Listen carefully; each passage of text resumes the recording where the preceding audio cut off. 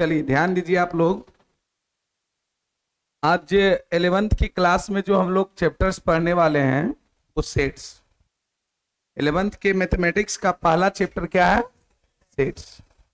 और एनसीईआरटी के अकॉर्डिंग ही हम लोग सारा चैप्टर्स को अच्छे से हम लोग पढ़ेंगे, ठीक है ना? एनसीईआरटी के अकॉर्डिंग ही सारा चैप्टर्स हम लोग एक एक करके पढ़ेंगे।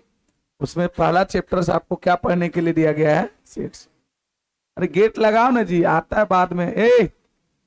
करता है झूठ मूठ डिस्टर्ब करते। देखिए, इसके पहले आप लोग सेट्स नहीं पढ़े होंगे, ना 9th में पढ़े होंगे ना 10th में। तो सेट्स के बारे में आपको बिल्कुल कोई जानकारी नहीं। कोई बात नहीं, नई जानकारी है, हम सिखा दें। इसका बेसिक चैप्टर अगर कहा जाए तो आपको थोड़ा सा नंबर सिस्टम का ज्ञान होना चाहिए। नंबर सिस्टम करने का मतलब संख्या। जैसे अब इंटीजर्स किसको कहते हैं, रेशनल नंबर किसको कहते हैं, इरेशनल नंबर, ये सब आपको आना चाहिए। बाकी हम सेट्स आपको सिखा दें। चलिए, चैप्टर्स आपका सबसे पहला चैप्टर जो है वो सेट्स। सेट्स को हिंदी में समुच्चय बोलते हैं। हेडिंग लगाइए, सेट्स। सेट्स को हिंदी में क्या बोलते हैं? समुच्चय। सबसे पहले हम लोग सेट्स को डिफाइन करने जा रहे हैं। सेट्स है क्या? समुच्चय कहते हैं किसको? समुच्चय किसको कहते हैं? सेट्स क्या है? ठीक है, तो ऐसा नहीं कि आप सेट वर्ड नहीं सुने होंगे, सुने ही होंगे, है ना?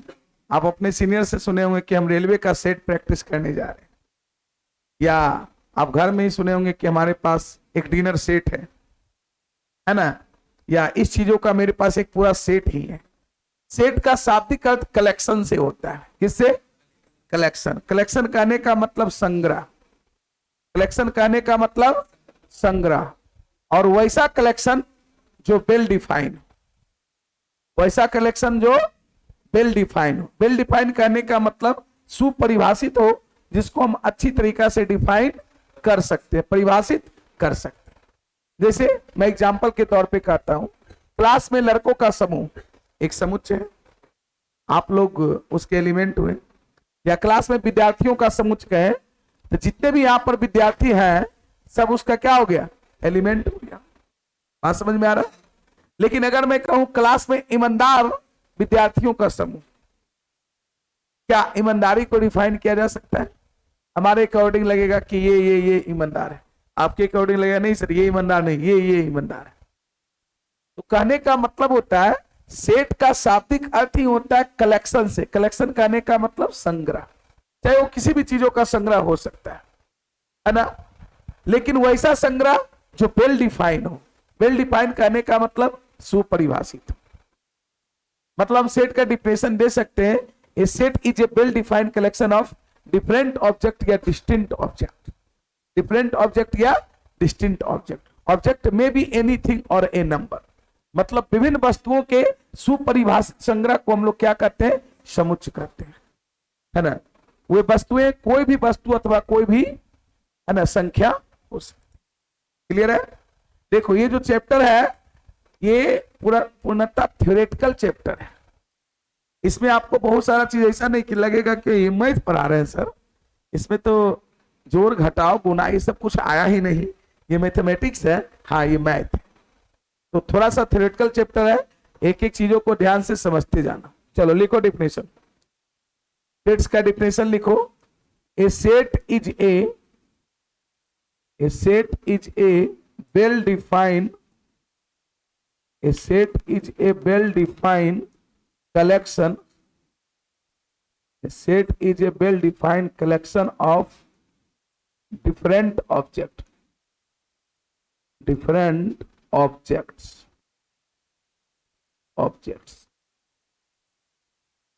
different objects. Object may be मतलब होना, may be anything, कोई भी वस्तु, एनीथिंग्स और नंबर, एनी थिंग्स और नंबर। हिंदी में आप इसको लिखेंगे विभिन्न वस्तुओं के सुपरिभाषित, वेल डिफाइन को हिंदी में बोलते हैं सुपरिभाषित, विभिन्न वस्तुओं के सुपरिभाषित संग्रह को समुच्चय कहते हैं। विभिन्न वस्तुओं के सुपरिभाषित संग्रह को समुच्चय कहते हैं। और आप चेंज करके लिखेंगे ये वस्तुएं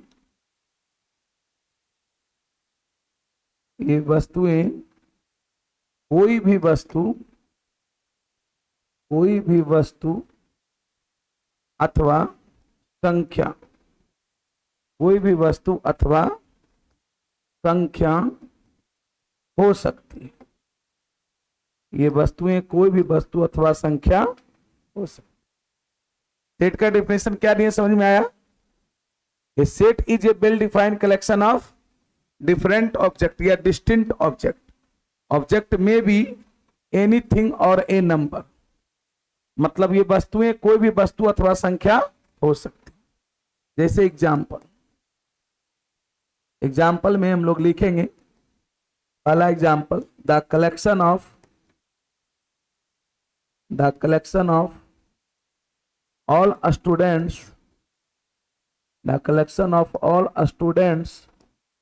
in your class,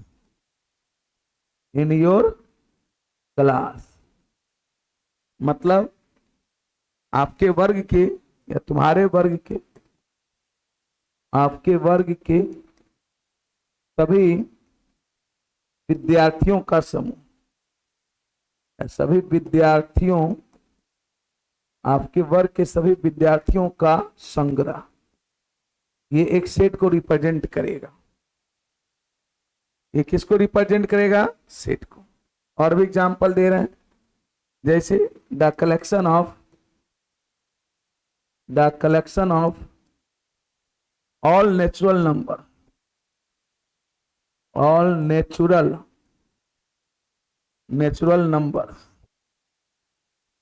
नंबर्स, सभी प्राकृतिक संख्याओं,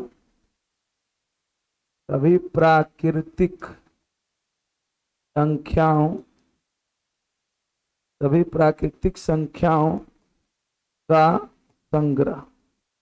कलेक्शन को हिंदी में क्या बोलते हैं? ये सब सेट को रिप्रेजेंट करेगा। कहते हैं the collection of all river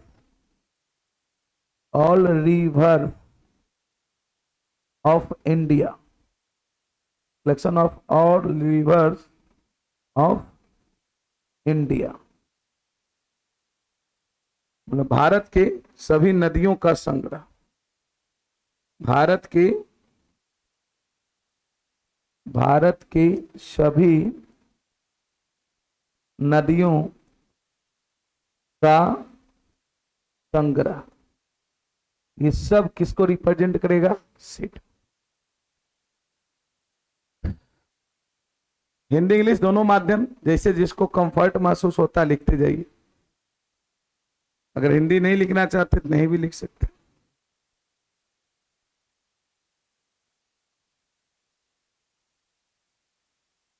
set क्या है, समझ में आ गया?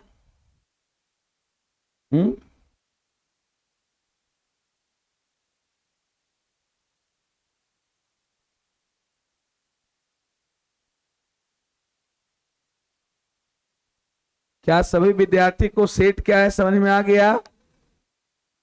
A set is a well defined collection of different object या डिस्टिंक्ट ऑब्जेक्ट, मतलब विभिन्न वस्तुओं के सुपरिभाषित संग्रह को हम लोग समुच्चय कहते हैं। मतलब समुच्चय का शाब्दिक अर्थ ही होता है संग्रह से, सेट का शाब्दिक अर्थ होता है किससे? कलेक्शन से। लेकिन वैसा कलेक्शन जो वेल डिफाइंड, वैसा कलेक्शन जो वेल डिफाइंड हो। वेल डिफाइंड मतलब सुपरिभाषित हो। वेल डिफाइंड मतलब सुपरिभाषित, मतलब जिसको हम डिफाइन कर सकते हैं, अर्थात जिसके एलिमेंट को हम बना सकते हैं, जिसके एलिमेंट को हम बना सकते हैं, उस सेट को रिप्रेजेंट करेगा। जैसे मैंने आपको 3 एग्जाम्पल अभी दिया है। पहला दिया the collection of all students in your class, आपके वर्ग के सभी विद्यार्थियों का संग्रह। इसके एलिमेंट नहीं बना सकते हैं आप लोग, सभी इसके क्या हो गए, एलिमेंट हो गए, सदस्य हो गए, अवयव हो गए, है ना। The collection of all natural numbers, सभी प्राकृतिक संख्याओं का संग्रह। प्राकृतिक संख्या कौन कौन है भाई, 1 2 3 4 5 6 7, ये सब नेचुरल नंबर इनफाइनाइट, ये इसका एलिमेंट हो गया। The collection of all reverse of India, Bharat के सभी नदियों का समूह, यह भी एक सेट को रिप्रेजेंट करेगा। आप कहेगा इसका सदस्य कौन होगा, तो भारत की जितनी भी नदियां हैं सब इसका क्या है, सदस्य। बात समझ में है ना। अब सबसे पहला क्वेश्चन एनसीईआरटी के एक्सरसाइज 1.1 का पहला क्वेश्चन आपको यही देगा कि विच of the collection represent a set, निम्नलिखित में से कौन सा कलेक्शन, कौन सा संग्रह सेट को रिप्रेजेंट कर रहा है, कौन सा संग्रह सेट को रिप्रेजेंट नहीं कर रहा है। मैं दिखाऊंगा अभी, जस्ट क्वेश्चन दिखाऊंगा, हड़बड़ाना नहीं। तो आपको ये समझना है कि जिस कलेक्शन को, जिस संग्रह को हम अच्छी तरीका से डिफाइन कर सकते हैं, अर्थात जिसका एलिमेंट हम बना सकते हैं, या और सरल शब्दों में कह सकते हैं कि जिसका आंसर एक हो, जिसका सभी बच्चों का आंसर क्या हो, सभी लोगों का आंसर एक हो, उसको हम लोग सेट को रिप्रेजेंट करेंगे। जैसे मैं अभी एक एग्जांपल देकर आपको बताया कि क्लास में विद्यार्थियों का समूह एक सेट को रिप्रेजेंट करेगा, लेकिन मैं कहूं कि क्लास में ईमानदार विद्यार्थियों का समूह, क्या ये सेट को रिप्रेजेंट करेगा। आप सोचिए, अगर मैं इस बच्चा को बोलूंगा कि बताओ क्लास में ईमानदार कौन कौन है, तो इसका जवाब बोल कुछ होगा जो इसको ईमानदार लगेगा। मैं अगर इसको बोलूंगा तो इसका जवाब कुछ और देगा। क्या सभी बच्चे का एक जैसा जवाब होगा। तो क्या ये कलेक्शन सेट को रिप्रेजेंट कर रहा है। क्या हम ईमानदारी को अच्छी तरीका से डिफाइन कर सकते। बात समझ कहेगा भारत के प्रसिद्ध खिलाड़ियों का समूह, अब कहेगा प्रसिद्ध खिलाड़ी या अच्छे बल्लेबाजों का समूह, इंडियन क्रिकेट टीम के अच्छे बल्लेबाजों का समूह। अब इसके अकॉर्डिंग कहेगा कि मेरे अकॉर्डिंग ये है, वो अच्छा नहीं खेलता है। मैं एक बात कहता हूं, तो कहने का मतलब हो गया कि वैसा कलेक्शन जिसको हम अच्छी तरीका से डिफाइन कर सकते हैं वो सेट को रिप्रेजेंट करेगा, और जिसको हम अच्छी तरीका से डिफाइन नहीं कर सकते वो सेट को रिप्रेजेंट, वो ओनली फॉर कलेक्शन होगा। ओनली फॉर क्या होगा, कलेक्शन।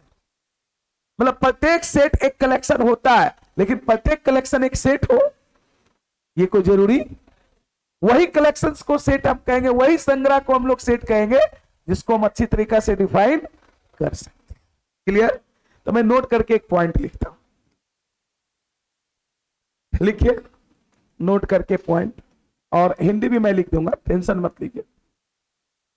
लिखिए the collection of all beautiful girls, the collection, collection मतलब संग्रह होता है, the collection of all beautiful, the collection of all beautiful girls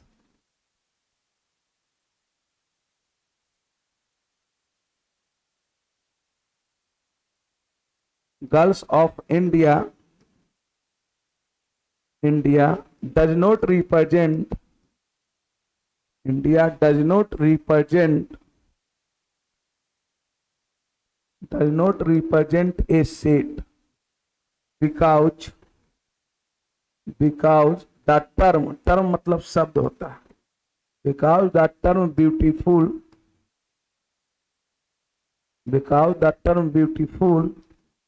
cannot be well defined, cannot be well defined, cannot be well defined, defined. Similarly मतलब क्या होता है, इसी प्रकार से similarly the collection of rich persons, the collection of rich persons,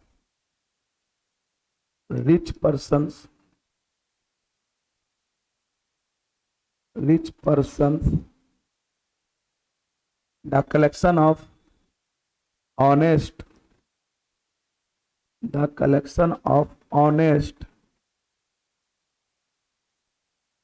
persons the collection of honest persons, comma, the collection of good players,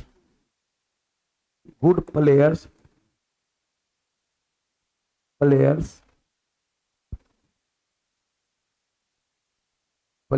the collection of old people, players, the collection of old people,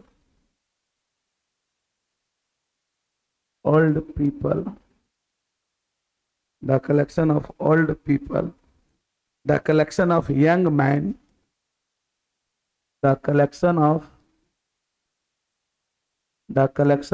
young men,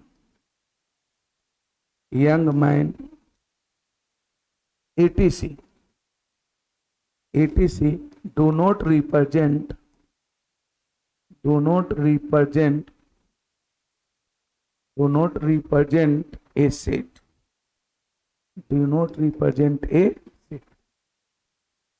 देखिए, ये note करके point लिखे हैं क्या? मैंने एक example दिया है कि the collection of all beautiful girls of India does not represent a set. मतलब भारत के सभी सुंदर लड़कियों का समूह या संग्रह, भारत के सभी सुंदर लड़कियों का संग्रह समुच को प्रदर्शित नहीं करता। क्यों नहीं करता भाई? बिकॉज द टर्म ब्यूटीफुल, क्योंकि ये जो टर्म ब्यूटीफुल है इसको हम अच्छी तरीका से डिफाइन नहीं कर सकते। क्या कर सकते? सुंदरता का कोई डिफिनेशन है ना? हमारे अकॉर्डिंग कोई और सुंदर होगा, किसी के अकॉर्डिंग कोई और सुंदर होगा। बातों को मैं एक एग्जाम्पल लिया है कि the collection of all beautiful girls of India does not represent a set because the term beautiful can not be well defined. मतलब भारत की सभी सुंदर लड़कियों का संग्रह एक समुच को प्रदर्शित नहीं करता है। क्यों? क्योंकि शब्द सुंदरता को हम अच्छी तरीका से डिफाइन नहीं कर सकते। तो ऐसा नहीं कि सिर्फ the collection of all beautiful of girls of India, similarly उसी प्रकार से the collection of rich person, अमीर व्यक्तियों का समूह, the collection of honest person, ईमानदार व्यक्तियों का समूह, the collection of good players, अच्छे खिलाड़ियों का समूह, the collection of old people, बुरे व्यक्तियों का समूह, the collection of young man, युवा व्यक्तियों का समूह, क्या ये सब सेट को रिप्रेजेंट करेगा? आप सोच के बताओ। रिच पर्सन की बात करेगा, क्या आप अमीरी को डिफाइन कर पाओगे? क्या इसकी कोई डिफिनेशन है कि मतलब कौन अमीर है? अब कोई फॉर्चूनर से चल रहा है वो भी अपने आप को अमीर समझ रहा है, कोई ऑडी से चल रहा है वो भी अमीर समझ रहा है। बात समझ रहे ना? बातों को समझो, है ना? ऑनेस्ट पीपुल, ईमानदार व्यक्ति, इसका कोई कलेक्शन हो सकता है ना? गुड प्लेयर्स, अच्छे खिलाड़ियों का हो सकता है। The collection of old people, बुरे व्यक्तियों, कोई अपने आप को बुरा कहेगा, बुरा व्यक्ति भी कहेगा हम नहीं बुरा है ना जी? बातों को समझिए। The collection of young man, युवा व्यक्तियों का समूह। तो कहने का मतलब इस प्रकार का कलेक्शन कहीं भी आ जाए, ईटीसी मतलब ऐसा इतना ही नहीं है, और भी बहुत सारे चीज। सिंपल शब्दों में ये समझिए कि जिस कलेक्शन को हम अच्छी तरीका से डिफाइन नहीं कर सकते, जिसका एक आंसर नहीं हो, उस सेट को रिप्रेजेंट। समझ में आया? इसको हिंदी में लिखना है, हिंदी में लिख सकते हो, लिखिएगा हिंदी में। भारत के सभी सुंदर लड़कियों का समूह, भारत के सभी सुंदर लड़कियों का समूह या का संग्रह, कलेक्शन मतलब संग्रह, भारत के सभी सुंदर लड़कियों का संग्रह एक समुच को प्रदर्शित, एक समुच को प्रदर्शित नहीं करता है, नहीं करता है। क्यों भाई? क्योंकि बिकॉज, क्योंकि शब्द सुंदरता, टर्म मतलब शब्द होता है, क्योंकि शब्द सुंदरता को अच्छी तरीके से परिभाषित नहीं किया जा सकता। अच्छी तरीके से परिभाषित नहीं किया जा सकता, नहीं किया जा सकता है। उसी प्रकार से, सिमिलरली मतलब उसी प्रकार से the collection of rich persons मतलब अमीर व्यक्तियों का संग्रह, comma the collection of honest persons ईमानदार व्यक्तियों का संग्रह, ईमानदार व्यक्तियों, ये लिखना ही इसमें है, ये थियोरेटिकल पार्ट चैप्टर ए है। संग्रह the collection of good players, अच्छे खिलाड़ियों का संग्रह, अच्छे खिलाड़ियों का संग्रह, अच्छे खिलाड़ियों का संग्रह। The collection of old people, बूढ़े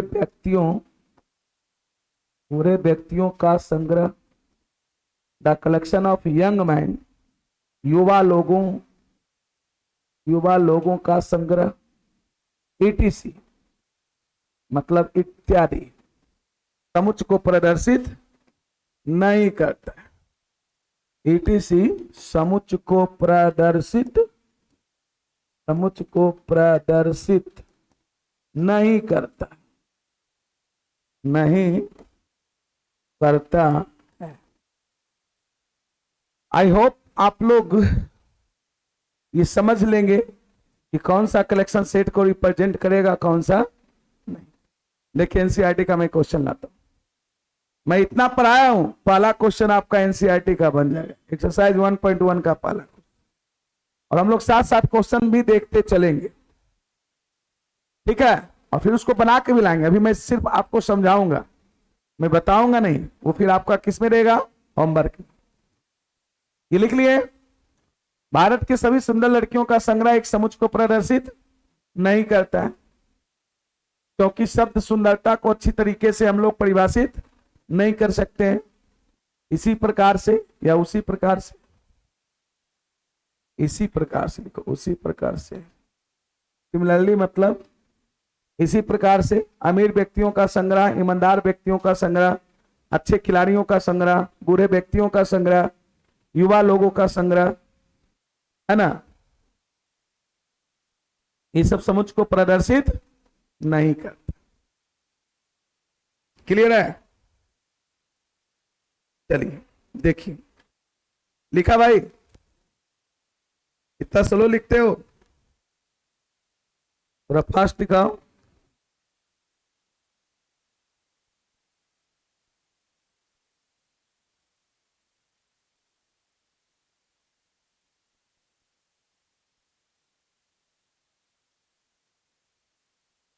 टेस्ट चैप्टर है किसमें?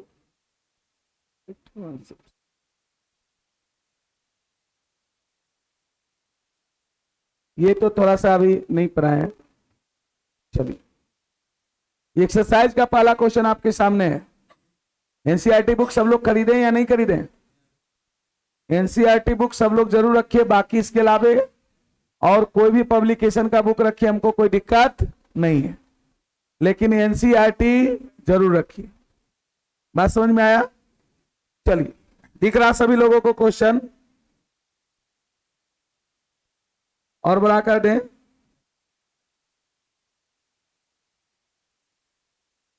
चलिए देखिए, क्वेश्चन हमारा एक्सरसाइज 1.1 है। एक्सरसाइज 1.1 का पहला क्वेश्चन यही है। बस आप लोगों को सिर्फ यहां पे बताना है कि कौन सा सेट को रिप्रेजेंट करेगा, कौन सा सेट को रिप्रेजेंट नहीं करेगा। कहता है which of the followings are set, निम्नलिखित में से कौन सा समुच्चय है? जस्टिफाई योर आंसर, अपने आंसर को क्या कीजिए? जस्टिफाई कीजिए। निम्नलिखित में से कौन सा समुच्चय, अपने उत्तर का औचित्य बताइए। मतलब अगर समुच्चय है तो क्यों है ना, और नहीं है तो क्यों नहीं।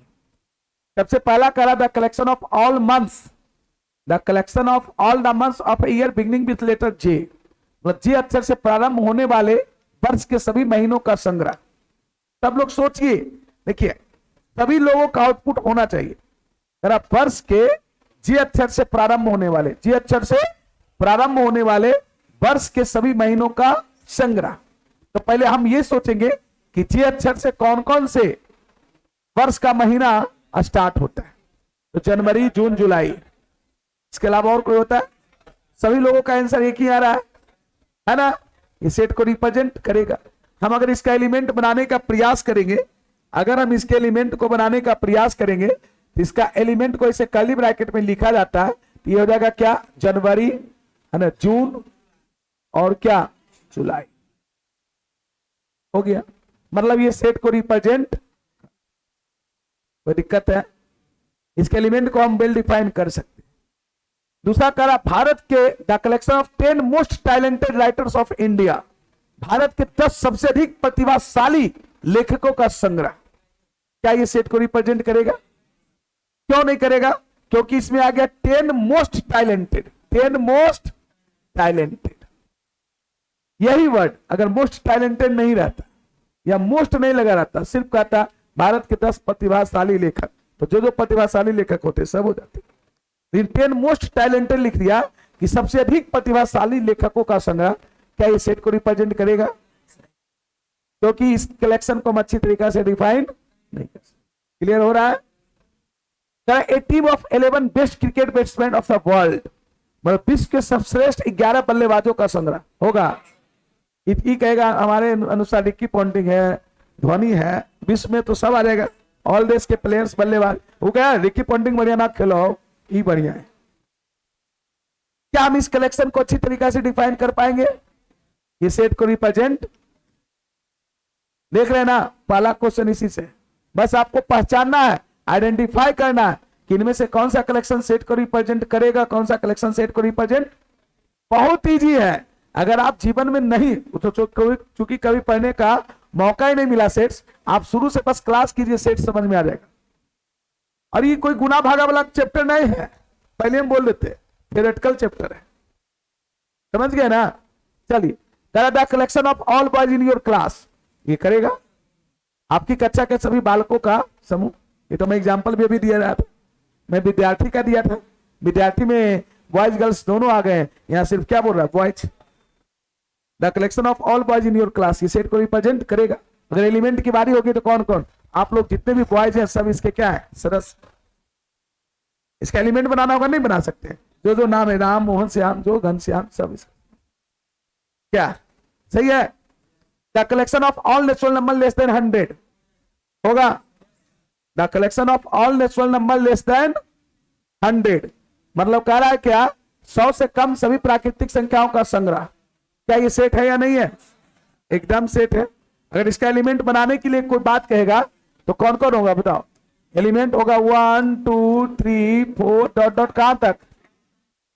100 से कम बोल रहा था, 100 से इस सेट को रिप्रेजेंट करेगा। कोई दिक्कत?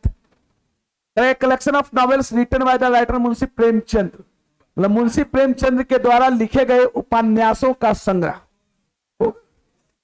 अगर इसके एलिमेंट की बात करेगा तो मुंशी प्रेमचंद जो भी उपन्यास नॉवेल्स लिखे हैं, चाहे वो रंगभूमि हो, है ना, पूस की रात, ये सब नॉवेल्स है ना उनका। मुंशी प्रेमचंद बहुत एक अच्छे राइटर्स में से एक थे, है ना। गोदान, रंगभूमि, गबन, ये सब मुंशी प्रेमचंद का लिखा हुआ नॉवेल्स है, तो वो सब उसका एलिमेंट होगा। ये भी इसके ये सेट होंगे। Clear? The collection of all even integers, the collection of all even integers, सभी सम प्राकृतिक सम पूर्णांकों का संग्रह सेट है या नहीं है? कौन तो बोल रहा था नहीं होगा? कैसे नहीं होगा? इवन, देखिए यही बात है, आपको इवन इंटीजर पता नहीं चल रहा कि इंटीजर क्या है। मैं पढ़ाया था बेसिक क्लास में, इंटीजर्स दो प्रकार के, एक इवन दूसरा ऑड। वैसा इंटीजर्स जिसमें दो से पूरा पूरा भागा लग जाए वो क्या है? इवन है। सभी इवन इंटीजर का संग्रह कहेगा। अगर इसका एलिमेंट कहिएगा तो होगा एक्स, सर्टेट एक्स बराबर कितना? 2n। इवन इंटीजर को 2n के रूप में लिखते थे, याद है? वेयर जहां की n बिलोंग्स टू क्या? Integer i। और इसका एलिमेंट अगर बनाइएगा तो minus infinity dot dot dot -4 -2 0 2 4 6 dot dot dot plus infinity. ये इवन इंटीजर संपूर्णांक, ये सब ऐसा इंटीजर है जिसमें 2 से भागा लगेगा। ये सेट है। ये सेट क्या? सेट नहीं है? There are the collection of all questions in this chapters, इस अध्याय में आने वाले सभी प्रश्नों का संग्रह है सेट। एलिमेंट कहेगा तो जो भी क्वेश्चन है वो इसका क्या है, एलिमेंट। समझ में आ रही बातें? चलिए, ये सब क्वेश्चन घर से बना के लाना है, मैं बस आपको हिंट दे रहा हूं कि मैं जो पढ़ाया हूं क्या वो चीजें बन रही है आपसे कि नहीं। A collection of most dangerous animals of the world, मतलब विश्व के सबसे अधिक खतरनाक जानवरों का संग्रह, विश्व के सबसे अधिक खतरनाक जानवरों का संग्रह होगा। अब कोई शेर से भी नहीं डरता है, कोई कुत्तों से डर जाता है ना। लड़कियां लोग तो कॉकरोच से डर जाती है। कॉकरोच समझता रे, तिलचट्टा, हम लोग तो मार चप्पल सटिया देते थे, है ना। तो कह रहा है क्या, a collection of most dangerous animals of the world, विश्व के, देखो यहां पर एक टर्म आ गया मोस्ट डेंजरस, मोस्ट, इसके कारण ये सेट को रिप्रेजेंट। तो आई होप आप लोग इस प्रकार का क्वेश्चन बना लेंगे। क्लियर है? बोलिए। चलिए आगे बढ़ते हैं।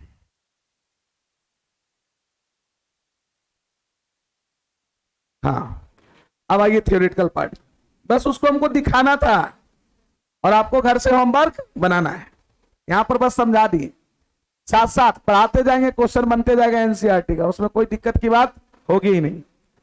तो नोट का पहला पॉइंट मैंने यहां लिखा था कि भारत के सभी सुंदर लड़कियों का समूह सेट को रिप्रेजेंट नहीं करेगा, क्योंकि शब्द सुंदरता को हम अच्छी तरीका से डिफाइन नहीं कर सकते हैं, वेल डिफाइन नहीं कर सकते। चलिए नोट करके अगला पॉइंट लिखिए, नोट का दूसरा पॉइंट, गप मत कीजिए, लिखिए नोट का दूसरा पॉइंट। नोट का दूसरा पॉइंट कहता है क्या कि समुच्चय को सामान्यता, सुन लीजिए ध्यान से, समुच्चय को सामान्यता अंग्रेजी वर्णमाला के बड़े अक्षर से डिनोट करते हैं। समुच्चय को किससे डिनोट करते हैं? अंग्रेजी वर्णमाला के बड़े अक्षर से, और उसके सदस्य को सामान्यता अंग्रेजी वर्णमाला के छोटे। ऐसे बड़े अक्षर से भी सदस्य होता है, लेकिन समुच्चय कभी छोटा अक्षर से नहीं होता।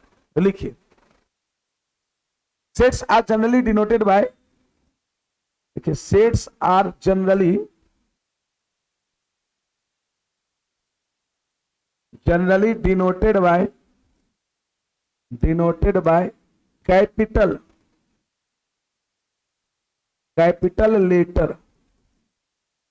letter of English alphabet, capital letter of English alphabet।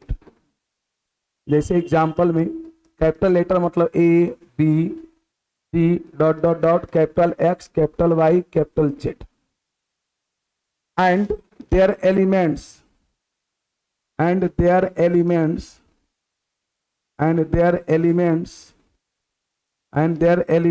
are generally, देखो जनरली लिख दिए मतलब हम बच गए, सामान्यता, generally denoted by a small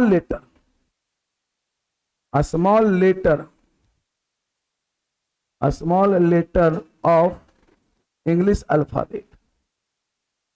English alphabet मतलब क्या होता है? अंग्रेजी वर्णमाला, इंग्लिश अल्फाबेट। जैसे एग्जाम्पल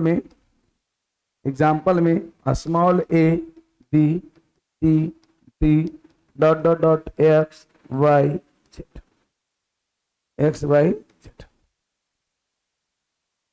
मतलब हम लोग लिख रहे हैं समुच्चय को सामान्यता, हिंदी में भी लिख देते हैं समुच्चय को सामान्यता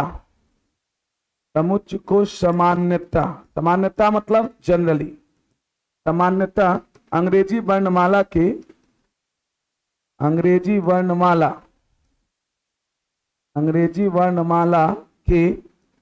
बड़े अक्षर, अंग्रेजी वर्णमाला के बड़े अक्षर। जैसे बड़े अक्षर में कौन आता है? A B C dot dot dot, समुच्चय को समानता अंग्रेजी वर्णमाला के बड़े अक्षर एक्स वाई जेड तथा उसके सदस्यों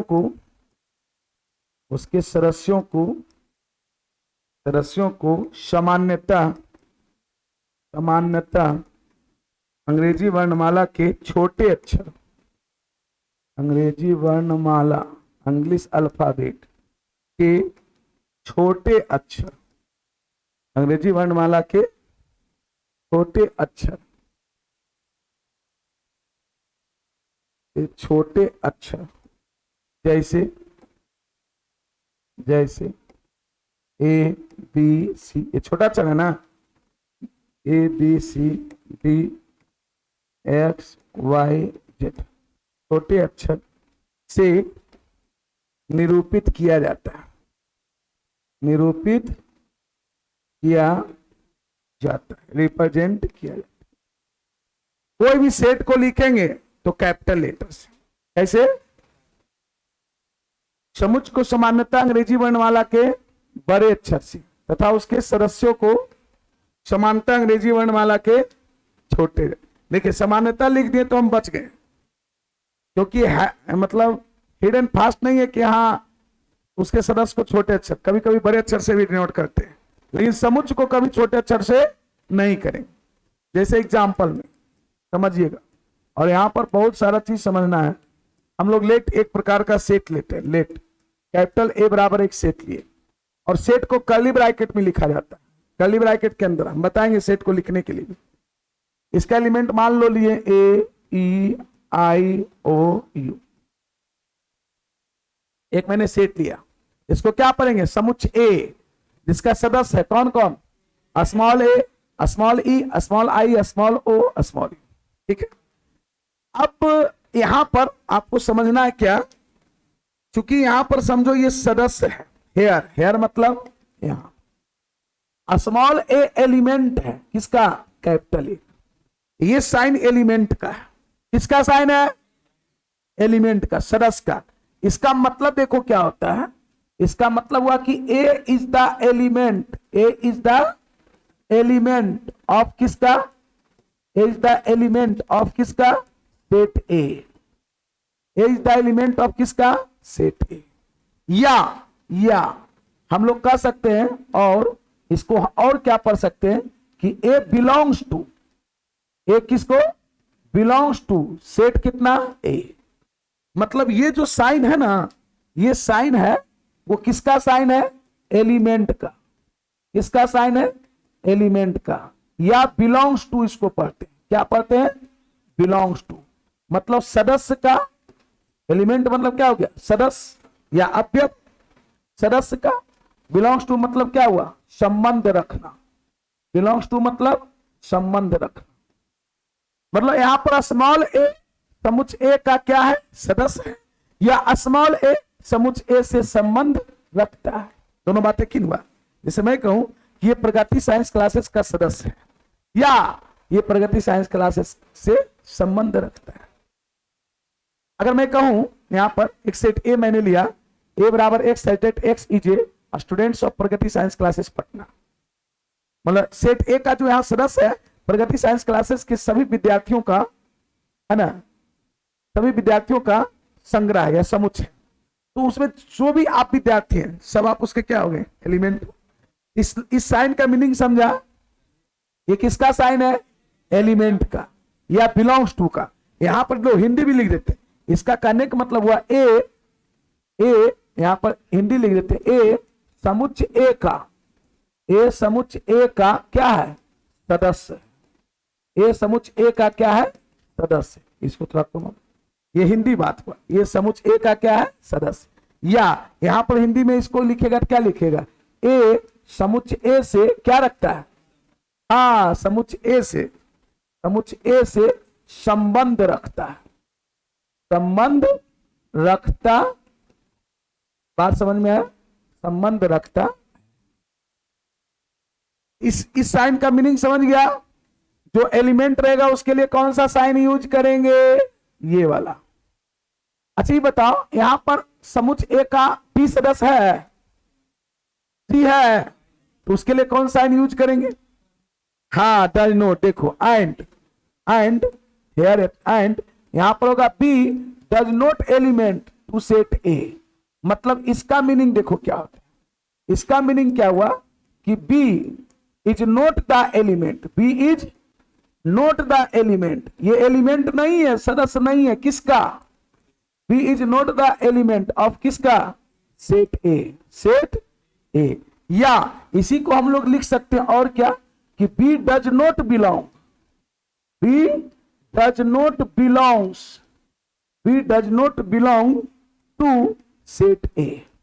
दोनों बात एक के, मतलब ये जो हो गया यहां पर, ये जो हो गया किसका साइन है? नोट एलिमेंट का, नोट एलिमेंट का। ये किसका साइन है? नोट एलिमेंट का, मतलब सदस्य नहीं का, या नोट बिलोंग्स टू, या इसको क्या लिखेंगे? नोट बिलोंग्स टू, मतलब इसको लिखेंगे सदस्य नहीं है, अवयव नहीं, सदस्य नहीं का, सदस्य नहीं या संबंध नहीं रखता है, संबंध नहीं रखता है। देखता है हम लोग, अगर x बराबर 2 रहता है तो x बराबर 2 ऐसे लिखते हैं, और नहीं बराबर है तो काट देते हैं, यही काम करते हैं ना। तो वही बात है, यहां पर ये जो रिप्रेजेंट करेगा वो एलिमेंट का करेगा, ये डज नॉट एलिमेंट का। बस यही हमको समझाने का मेन मकसद है। मतलब जो सदस्य रहेगा उसके लिए हम लोग ये साइन यूज करेंगे, जो सदस्य नहीं रहेगा उसके लिए हम लोग ये साइन। क्लियर है? बोलो, नोट करो। हिंदी इसका लिखना है तो हिंदी भी यहां लिख सकते हो कि ए समुच्चय ए का, ए समुच्चय ए का सदस्य नहीं है, ए समुच्चय ए का सदस्य नहीं है। सदस्य को और अवयव भी बोलते हैं, क्या बोलते हैं? अवयव। क्या बोलते हैं?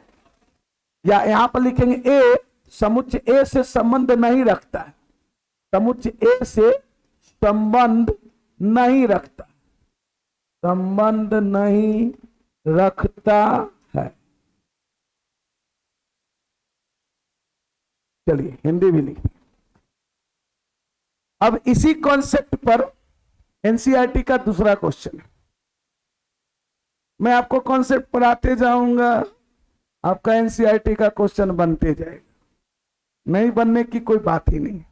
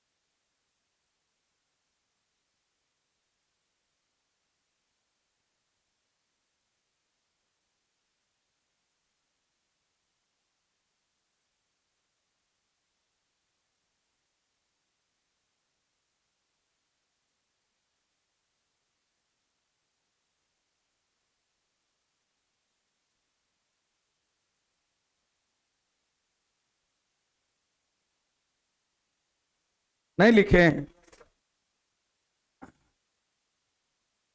सिंपल सा बात यहां आपको एक समझना है कि ये साइन किसका है, एलिमेंट का, मतलब सदस्य का या अवयव का, या इसको बोल सकते बिलोंग्स टू का, किसका, और ये मतलब अवयव नहीं है, सदस्य नहीं है, नॉट एलिमेंट। क्लियर है, बस यही बात लिखा हुआ है। हाँ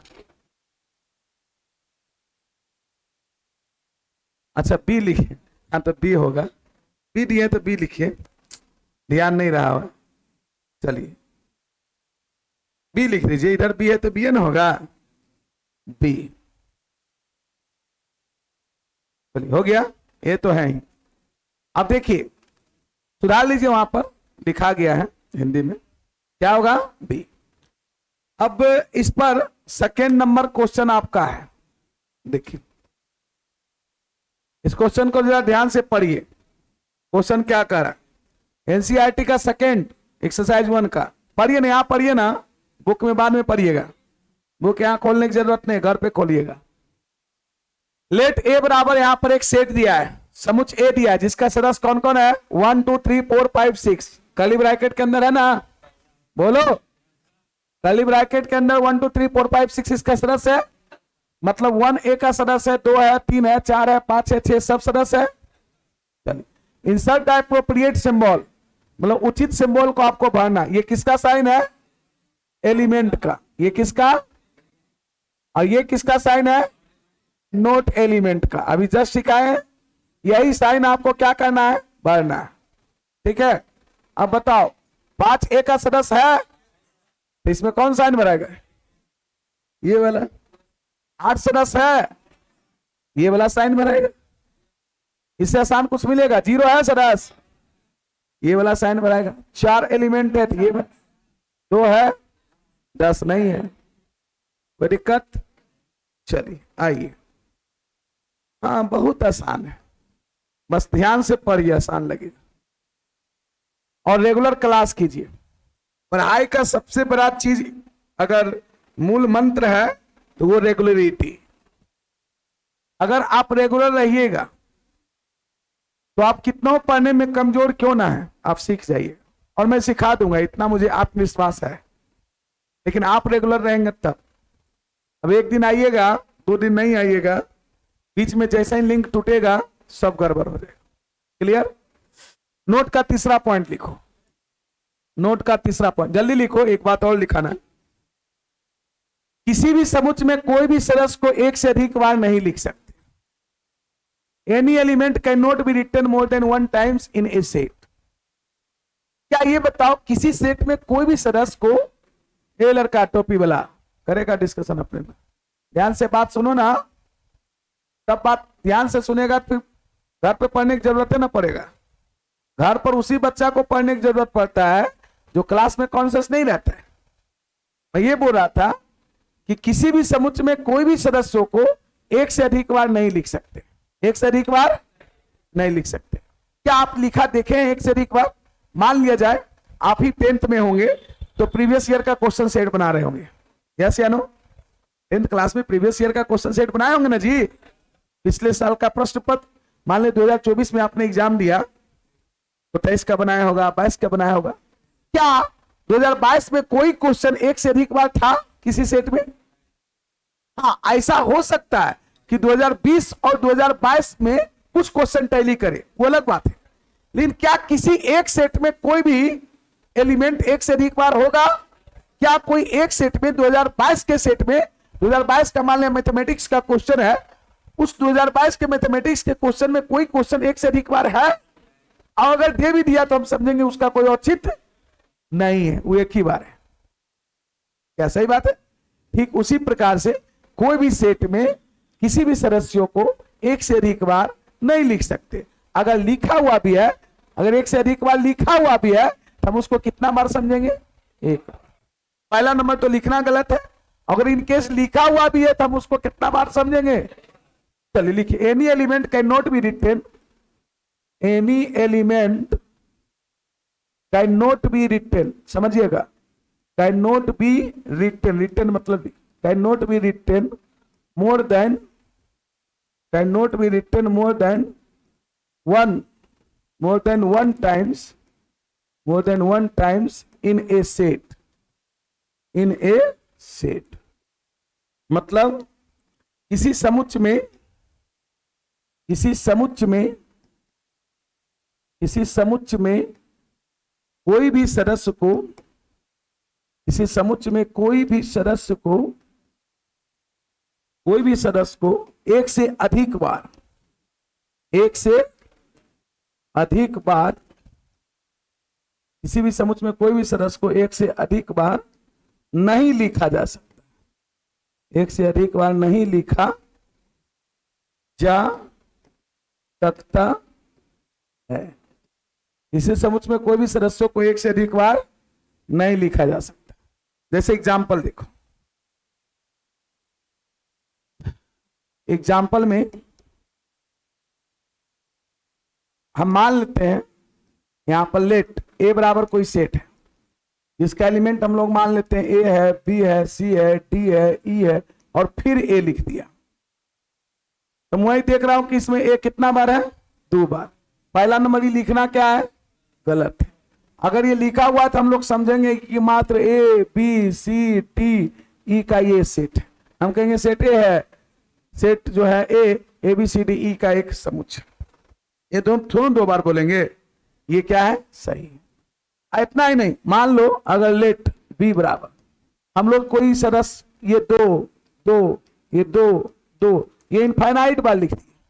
कितना बार, पहला नंबर ये लिखना अगर लिखा हुआ तो हम कहेंगे कितना बार लिखा हुआ, 1 बार, 2 बार नहीं, 1 बार। एक ही एलिमेंट इनफाइनाइट बार लिखल है। बात समझ में आया? मतलब किसी भी समुच्चय में कोई भी सदस्यों को एक से अधिक बार नहीं लिख सकते। अगर लिखा हुआ भी है तो हम उसको एक ही बार समझेंगे। कितना बार, चलिए लिख लिए, जल्दी राइट डाउन कीजिए। अब मोस्ट इंपॉर्टेंट बात, कोई किसी भी सेट को 2 फॉर्म में लिखा जाता है और ये लिखने के लिए आना चाहिए। जल्दी करो, ये बता देंगे बस, क्वेश्चन आपका बन जाएगा एनसीईआरटी एक्सरसाइज 1 और होमवर्क रहेगा, आप लोग बना के आइए।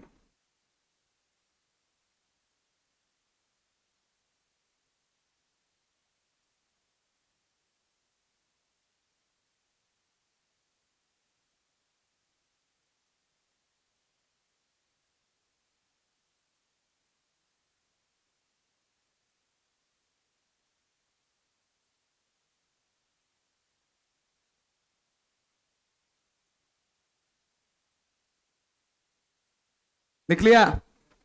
ये बात समझ में आया नोट का? चलिए,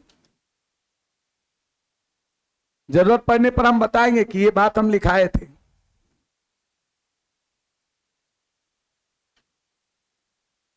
कहता क्या, एनी सेट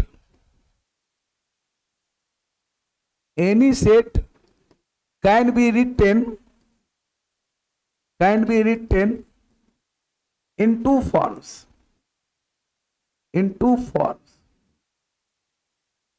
टू फॉर्म्स लिखें। फॉर्म मतलब क्या हुआ, रूप। किसी भी समुच्चय को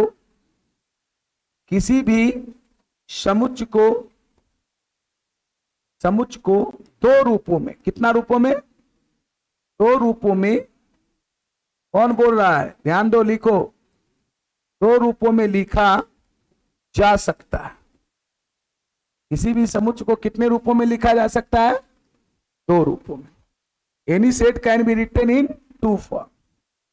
कौन कौन फॉर्म्स है, इसको बढ़िया से समझिएगा, इस पर बहुत सारा क्वेश्चन मिलेगा आपको।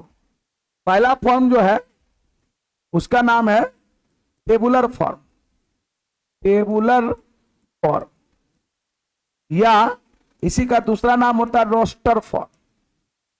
टेबुलर फॉर्म या रोस्टर फॉर्म, इसको बोलते तालिका विधि या लिस्टिंग मेथड भी बोला जाता है, सूची विधि, तालिका विधि, टेबुलर फॉर्म या रोस्टर। कहता है इस रूप में, in this form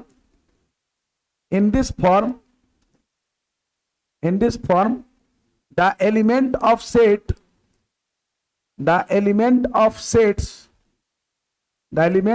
sets are written, मतलब लिखा जाता है, आर रिटेन विद इन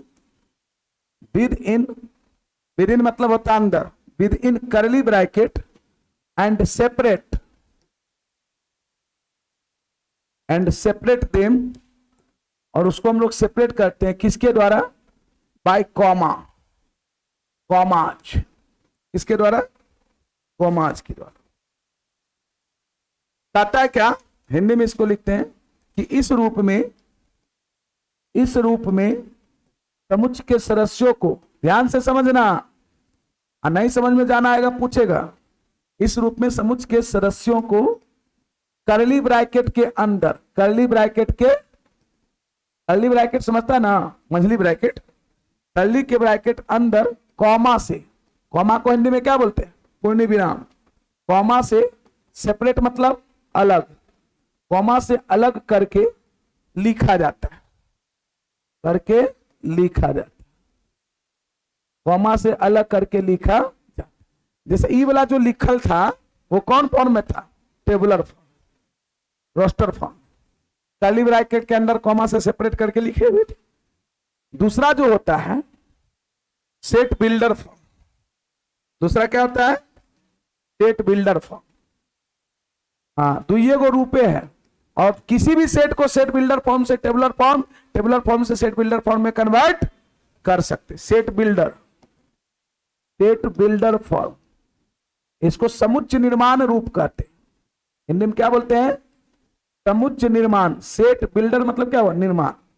समुच्चय निर्माण रूप, समुच्चय निर्माण रूप कहता है इस रूप में, इन दिस फॉर्म, स्टेटमेंट लिखिए उसके बाद में, इन दिस फॉर्म मतलब इस रूप में, in this form the elements of sets,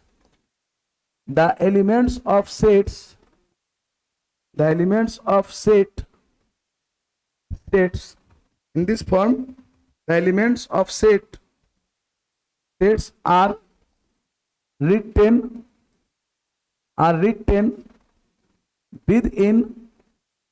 within curly bracket by a statement। किसके द्वारा? एक स्टेटमेंट के द्वारा। by a statement which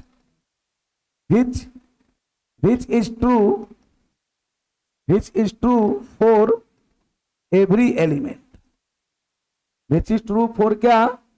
every elements। कहता क्या? ध्यान से दोनों को पढ़िए। तारा इस रूप में समुच्चय के सदस्यों को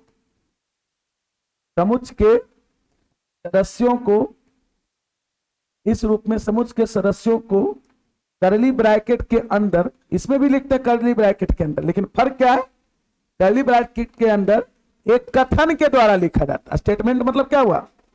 एक कथन के द्वारा लिखा जाता है, एक कथन के द्वारा लिखा जाता है, जो प्रत्येक सदस्य के लिए, एवरी एलिमेंट मतलब क्या हो गया? प्रत्येक सदस्य के लिए क्या होता है? सत्य होता है, ट्रू होता है या सही होता है।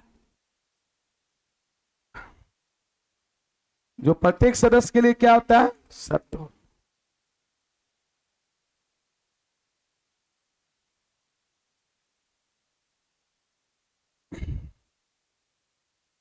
जल्दी से लिखिए, मैं इसका एग्जाम्पल दे रहा हूं।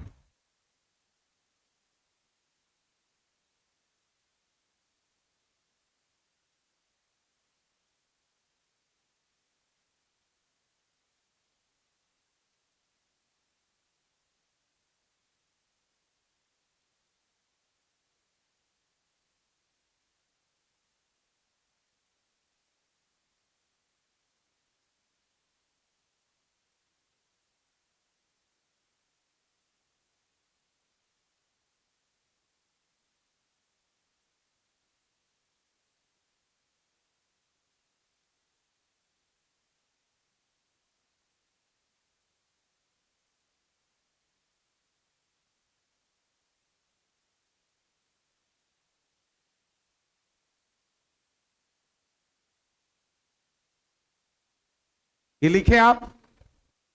देखिए मैं ये बोला क्या? Any set can be written in two forms. मतलब किसी भी समुच्चय को दो रूपों में लिखा जा सकता है। कितने रूपों में? पहला का नाम है टेबुलर फॉर्म या रोस्टर फॉर्म। टेबुलर फॉर्म या हिंदी में बोलते हैं उसको तालिका विधि या तालिका रूप भी बोल सकते हैं। यहां पर विधि की जगह पर क्या लिख सकते हैं? रूप। फॉर्म मतलब क्या होता है? रूप। तालिका क्या? रूप। तालिका रूप, ठीक है। फॉर्म मतलब रूप, या विधि भी बोल दिए, कोई दिक्कत नहीं है। या लिस्टिंग मेथड भी बोलते हैं, सूची विधि भी। In this form the element of sets are written within curly bracket and separate them by comma. मतलब इस रूप में समुच्चय के सदस्यों को कर्ली ब्रैकेट के अंदर लिखकर कॉमा से सेपरेट करते। सेपरेट करना मतलब अलग करना। सेपरेट करना मतलब जैसे अभी तक जो भी हम सेट को लिखे थे, सेट ए बराबर एलिमेंट दिए थे ए आई ओ यू, तो कॉमा से सेपरेट करके लिखे थे, तो वो टेबुलर फॉर्म था। कौन फॉर्म था? अगर उस रूप में कोई भी सेट लिखा हुआ था, हम लोग कहेंगे टेबुलर फॉर्म है या रोस्टर फॉर्म। और एक सेट बिल्डर फॉर्म है, समुच्चय निर्माण रूप। इस रूप में समुच्चय के सदस्यों को कर्ली ब्रैकेट के अंदर लिखते हैं, लेकिन एक स्टेटमेंट के द्वारा। किसके द्वारा? स्टेटमेंट मतलब कथन के द्वारा। और वैसा कथन जो प्रत्येक सदस्य के लिए क्या हो? सत्य हो। जो प्रत्येक सदस्य के लिए सत्य हो। जैसे एग्जाम्पल में आइए एग्जाम्पल में, अभी आपको तुरंत समझ में आ जाएगा। जैसे अभी जो मैं एग्जाम्पल आपको दिया था, ध्यान देंगे थोड़ा सा। एग्जाम्पल देखिएगा।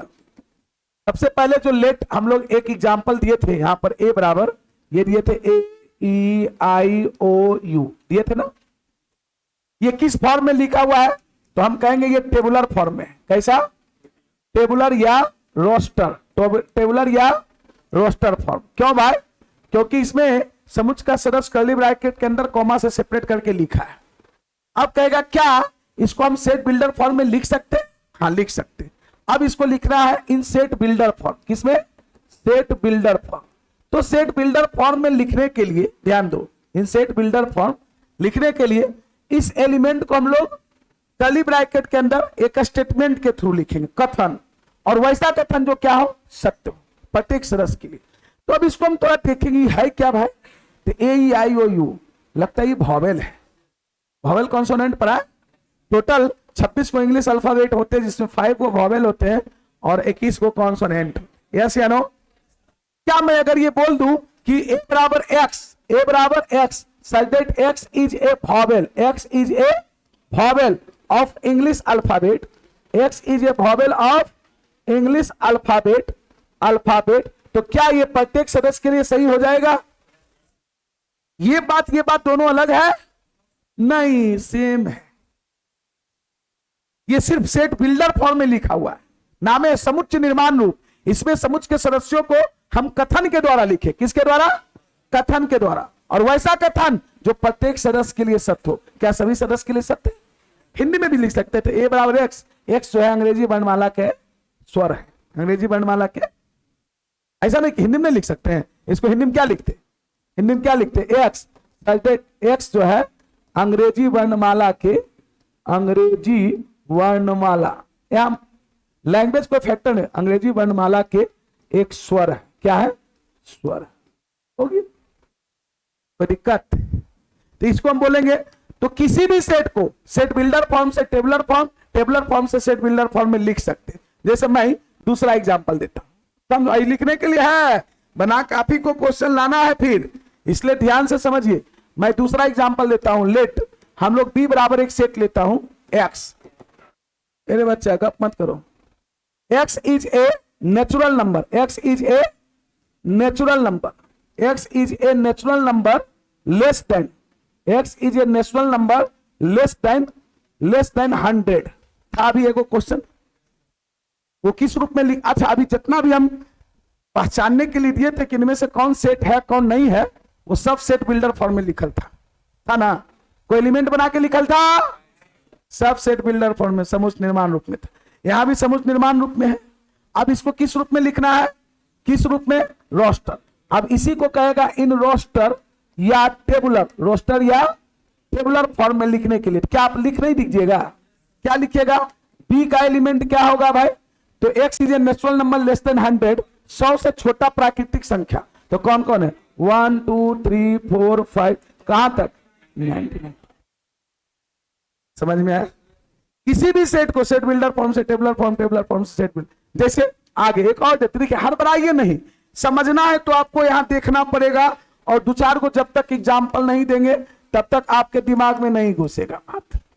सी बराबर मैं लिख दिया 2 4 8 16 32, 2 4 8 16 32, सही है। चलिए 8 16 32 नहीं होगा, 10 12 ये लिख दिए। अब ये किस फॉर्म में लिखा हुआ है? ये टेबुलर है, टेबुलर है ना, या रोस्टर, हिंदी में बोले तो तालिका, रोस्टर फॉर्म में लिखा हुआ है। आप इसको सेट बिल्डर फॉर्म में लिखना चाहते हैं तो क्या लिख पाइएगा? क्या लिखिएगा बताए? इन सेट बिल्डर फॉर्म में इसको क्या लिख पाएंगे? सेट बिल्डर फॉर्म क्या क्या आपको देखने से लग रहा है? सी का एलिमेंट क्या है? एक्स, जहां की एक्स क्या है? ये क्या लग रहा है? इवन है। इवन संख्या 12 तक होती है क्या? अनंत, अनंत तक है ये। अच्छा मैं बोल सकता हूं ये 2 का मल्टीपल है, 2 का गुणज, 2 का 2, 2 दूनी 4, 2 तिया 4, 2 चौका 8, 2 पचे 10, 2 चौक 12। अरे 2 का मल्टीपल लिख देंगे तो काम चल जाएगा? नहीं चलेगा। क्या 2 का मल्टीपल 12 तक होता है? 14 को 2 का मल्टीपल नहीं कह सकते, 16 को नहीं कह सकते। देखो यहां लिखे एक्स सच दैट एक्स बराबर 2n, 2n भी तो 2 का मल्टीपल हुआ। जहां n के बारे में बोलेंगे वेयर n क्या है? n belongs to natural number, n belongs to and natural number से काम नहीं सिर्फ चलेगा। नेचुरल नंबर तो भाई n के जगह पर 1 रखिएगा, 2 देगा, 2 रखिएगा, 4 देगा, 3 रखिएगा, 6 देगा, 6 बीच में छूट गया, 6 रखो रे, तभी ना मल्टीपल होगा। 4 रखिएगा 8 देगा, 5 रखिएगा 10 देगा, 6 रखिएगा 12 देगा। तो क्या नेचुरल नंबर 6 ही तक होता है? यहां रिस्ट्रिक्शन लगाएंगे, एक्स बराबर एक्स सब्जेक्ट एक्स बराबर 2n where n belongs to natural number and n का मान लेस देन इक्वल टू कितना? 6, लेस देन इक्वल टू, मतलब n नेचुरल नंबर है लेकिन वैसा नेचुरल नंबर जो 6 से छोटा और 6 के बराबर। 6 से छोटा 6 के बराबर नेचुरल नंबर 1 2 3 4 5 6 आप इसमें रखिए, ये आ जाएगा। ये इसका सेट बिल्डर फॉर्म हुआ। ये क्या हुआ? तो हम लोग किसी भी सेट को सेट बिल्डर फॉर्म से टेबुलर फॉर्म, टेबुलर फॉर्म से सेट बिल्डर फॉर्म में लिख सकते हैं। जल्दी से राइट डाउन कीजिए। टाइम बड़ा जल्दी हो जाता है, समझ में नहीं आता है इतना जल्दी टाइम कैसे। मैंने 3 एग्जाम्पल दिया है और आपके एनसीईआरटी में बहुत सारा एग्जाम्पल दिया हुआ है, बना पाएंगे? आपका HW हो गया एक्सरसाइज 1.1 एनसीईआरटी पूरा बन जाएगा। जितना मैं थ्योरी पढ़ाया उतना से पूरा एनसीईआरटी बन जाएगा। समझ में आया? बना लीजिए, बाकी फिर अगले क्लास चर्चा करेंगे। सभी लोग क्वेश्चन बना के आएंगे, हम डिस्कस कर देंगे।